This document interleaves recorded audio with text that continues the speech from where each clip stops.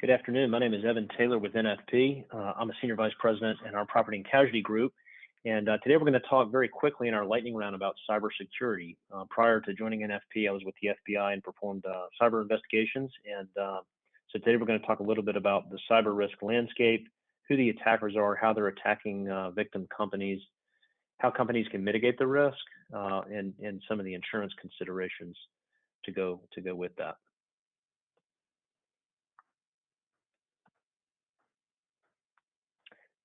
So first, we'll talk about the threat landscape. We'll talk about specific ways that companies can mitigate the risk from cybersecurity attacks, how to transfer the risk if companies consider doing that. So how do they insure against that attack?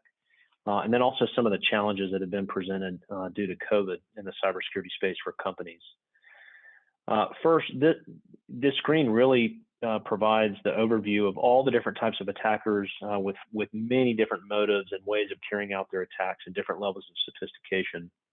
You'll see on the far left there are traditional nuisance attackers. So these attackers are generally not very well trained. They're often driven by botnets of thousands of computers that have been compromised and are being used by attackers to carry out their attacks. They're not targeted really in any way, and most of the anatomy of the attack is automated.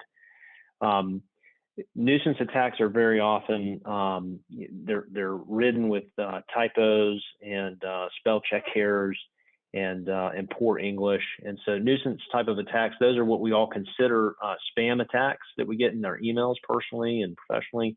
And for most folks, if they use common sense, they won't click on things they shouldn't click on. They won't fall victim to a nuisance attack. Next, we talk about data theft. So these are state-sponsored actors normally that are generally trying to get an economic or political advantage. So they are attackers that are working for a foreign government very often. So they're working for an intelligence service, for a foreign entity, a foreign research body, again, trying to get an economic or political advantage. They're very often seeking to carry out some sort of intellectual property theft. Their attacks are extremely well targeted. They're very advanced. They're very persistent.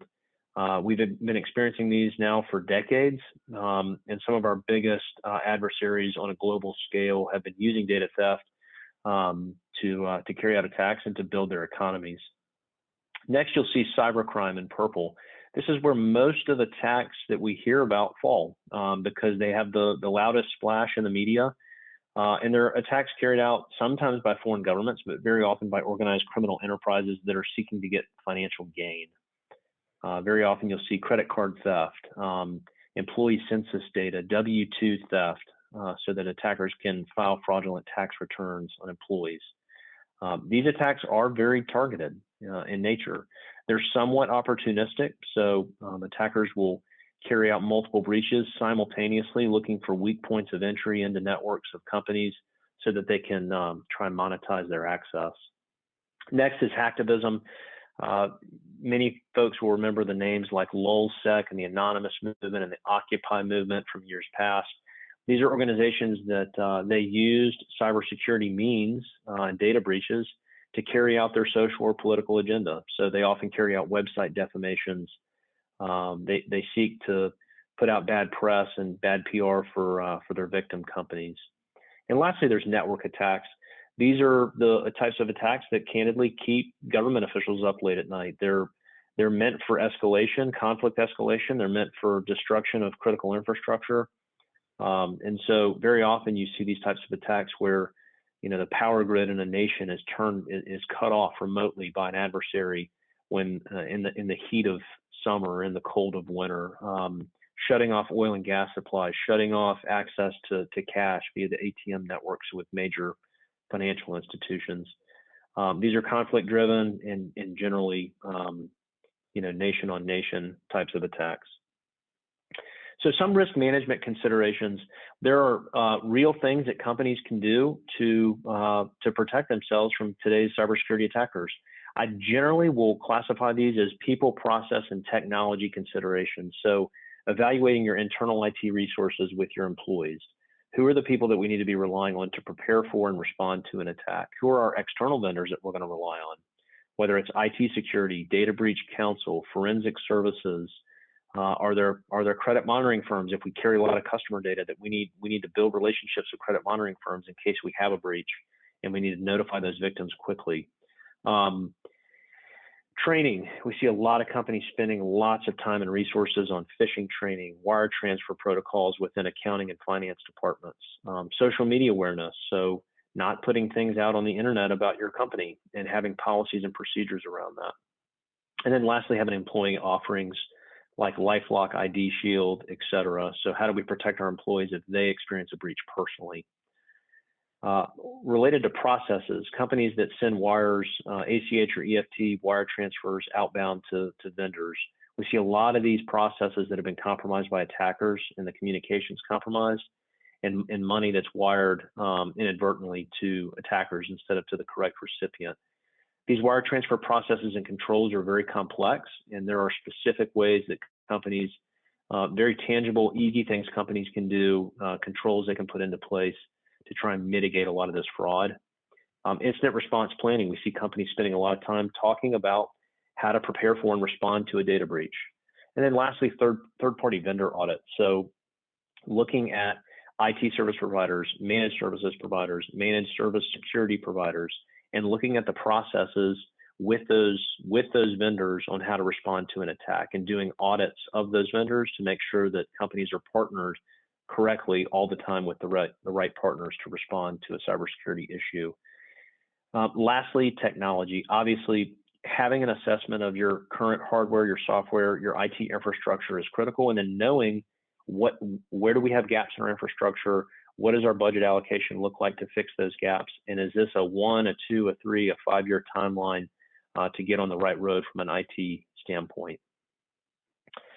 Next, we'll talk about cyber liability insurance trends. So many people have now heard of cyber insurance, cybersecurity insurance. We're not going to get too much into the weeds of what does a policy cover. In short, it's covering the direct cost and the indirect costs associated with a company being attacked. And a carrier will provide a host of services to a company and help them resolve that attack quickly. What are some of the services that these insurance carriers are providing to differentiate themselves? We see them providing incident simulation workshops, best practices workshops, endpoint threat detection and response tools, sometimes for free, sometimes at a reduced rate for customers, dark web monitoring of client information, CISO trainings, sand table exercises to go through a breach response scenario, employee cybersecurity and phishing simulations. We're seeing a lot more complexity and time spent around value proposition from carriers to client companies in the cyber liability insurance marketplace. Next, the preferred vendor panels. There's a lot of conversation around the vendors that the insurance carriers mandate their customers use in the event of a breach. Why is this so important? These vendors have all been vetted. They have the ability to scale up with a customer if they experience maybe a small issue that becomes a very large issue, a multi-state issue, a multi-thousand employee issue. So expert legal counsel, expert forensic services vendors have been pre-vetted by the carriers. The firms have significant experience in the space. They have the ability to scale as a breach scales. They have agreed upon lower rates. So instead of paying $400 an hour for a forensic services investigator, you may pay $100 an hour because the carrier has channeled so much business to them. Most importantly, I think for those that experience a ransomware case, these forensic vendors very often have established Bitcoin wallets. They have established presence and their ability to make payments in cryptocurrency, which is critical in paying a ransomware payment and securing your data. Lastly, we're going to talk about what's happened due to COVID. So as most of you all have experienced, the post-COVID work environment has changed dramatically. The amount of work from home that occurred in first and second quarter of 2020 and has really become semi-permanent in the U.S. economy is unbelievable. There's been a rapid work from home transition. Corporate networks have been extended more than most IT employees ever thought possible or imaginable. And so there's been an explosion of personal device usage, an explosion of home network extensions of corporate networks.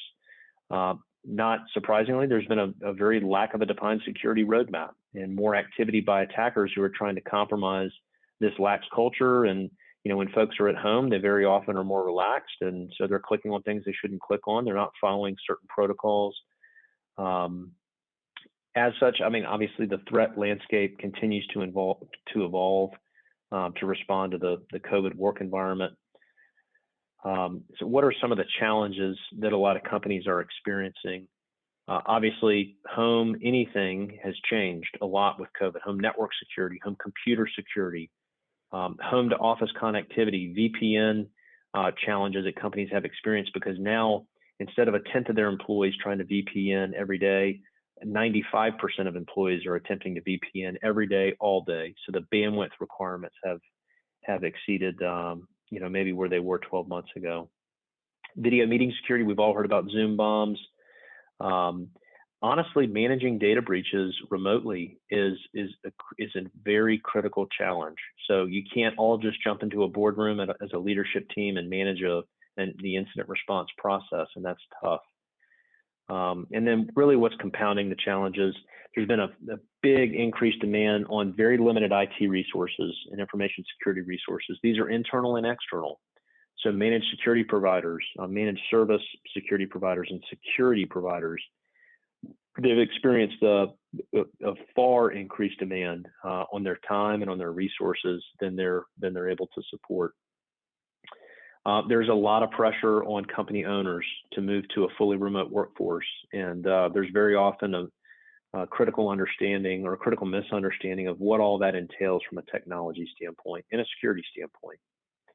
The security perimeter has continued to change and evolve during the COVID crisis, and then obviously non-sanctioned cloud usage has exploded as well. Employees, they can't find what they need on their computer networks with work, or using Dropbox and other unauthorized third-party providers, which is just creating data security concerns across the economy.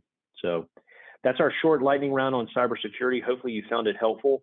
My name is Evan Taylor with NFP, and again, we appreciate your time.